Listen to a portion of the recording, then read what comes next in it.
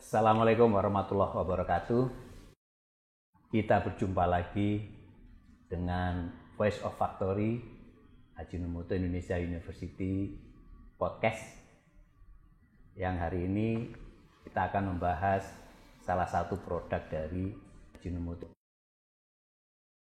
Pemirsa, Indonesia adalah negara berpenduduk 275 jutaan jiwa dan merupakan jumlah terbesar keempat setelah Tiongkok yang pertama, kemudian India dan Amerika Serikat. Maka ketersediaan pangan dan sumber pangan secara berkelanjutan menjadi isu besar dunia di masa depan. Bagaimana setiap negara bangsa mengelola pangan dan sumber pangannya, ini adalah isu yang akan kita coba bahas melalui salah satu produk dari Ajinomoto. Strategi masing-masing negara termasuk Indonesia adalah meningkatkan kemandirian atau swasembada untuk ketahanan pangan. Berarti membutuhkan keandalan pertanian dan hasil pertanian. Ajinomoto Indonesia yang bertumpu pada kekuatan asam amino memiliki juga tanggung jawab untuk berkontribusi bagi industri pertanian dan stakeholder pertanian melalui koproduk kami, yaitu misalnya Amina, Ajivol, FML, GCC Mix, dan Tritan. Kali ini, Voice of Factory Podcast Ajinomoto Indonesia University Mojokerto Campus akan membahas salah satu produk andalan untuk industri pertanian, yaitu Ajivol.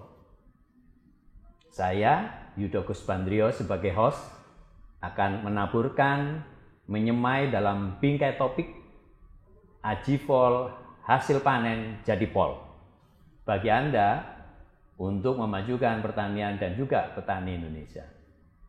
Kali ini telah hadir bersama kita para pejuang pertanian, yaitu yang pertama Pak Ferry.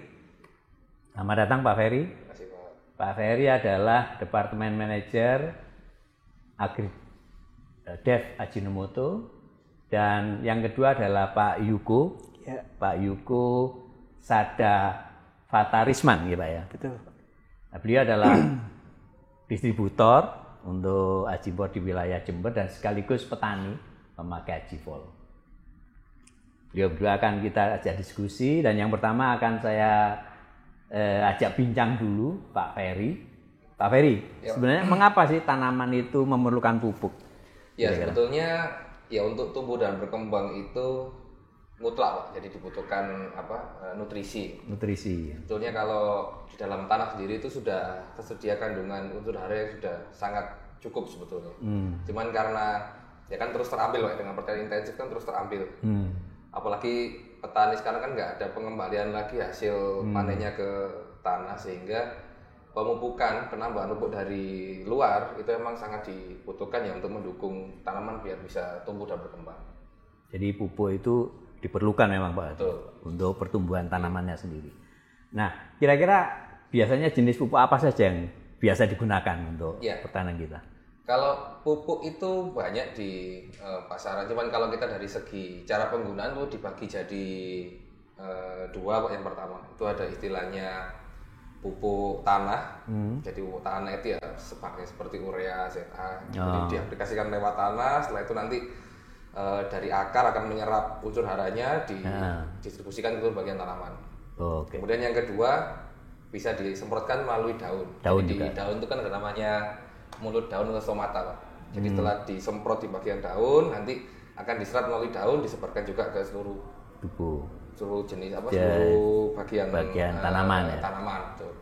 Kemudian juga dari segi kandungannya pupuk itu ada dua juga. Jadi yang pertama itu unsur hara makro. Jadi seperti nitrogen, fosfor, kalium itu masuk hara makro karena dibutuhkan tanaman dalam jumlah yang besar. Sama ada unsur hara mikro, ya seperti Zn, Mn, banyak. Jadi dibutuhkan tanaman dalam jumlah yang bukan kecil tapi dalam jumlah yang optimal. Ya, jadi unsur hara tadi itu. Betul, Pak.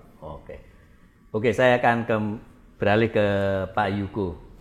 Pak Yuko, minta maaf, ini kan kita bicara mengenai Ajivol. Iya, Pak. Mungkin Bapak bisa ceritakan kira-kira mengapa Bapak kok ini memakai dan menjual Agifol, Pak? Baik, Pak Yudo, Pak Ferry. Jadi ini berawal dari saya di tahun 2010 sampai 2015. Ya. Kita pernah bekerja sama dan bekerja di sebuah distributor pupuk organik yang mana wilayahnya meliputi Jawa Timur bagian timur, Pak. Adapun wilayahnya seperti Pasuruan yang saya ambil, ya, terus Lumajang, Probolinggo, Jember, Bondowoso juga, Banyuwangi, Situbondo juga, seperti itu. Jadi awalnya Bapak bekerja di distribusi juga, Pak, distributor. Betul, seperti itu. Yang mana juga saya waktu itu mendengar dan tahu tentang pupuk Agifol. Dan keinginan tahuan juga tentang Agifol, akhirnya saya tahu bahwa Agifol itu diproduksi oleh PT Ajinomoto Indonesia.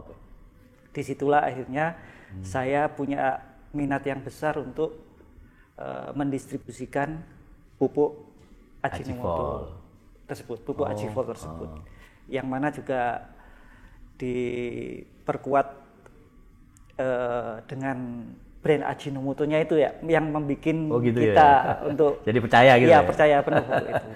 Dan dimulailah pada itu, singkat katanya dimulailah pada tahun 2016 awal kita memasarkan dan mendistribusikan pupuk Agifol. Minta maaf, kalau dulu waktu pertama kali mendengar atau melihat atau membaca itu dari mana, Pak? Waktu itu ya, saya ingat Pak. Waktu itu kita kan sering di lapang ya, Pak ya. Jadi kita ketemu petani secara langsung. Iya. Dia ngasih tahu tentang Agifol, khasiatnya luar biasa, makanya kami juga akhirnya ingin tahu seperti itu. Baik, juga toko juga. Toko juga ya. Toko juga. Jadi Bapak memang petani dan betul. Apa di lapangan gitu. Betul, seperti itu. Baik, kalau untuk saat ini, Pak, atau waktu itu ya, atau sampai saat ini mungkin banyak tanaman yang memakai Agifol ya. Betul. Itu tanaman apa saja yang menggunakan Agifol, Pak, selama ini? Yang ada di wilayah saya, tanaman yang sering menggunakan Agifol itu ada bawang merah. Bawang merah. Iya.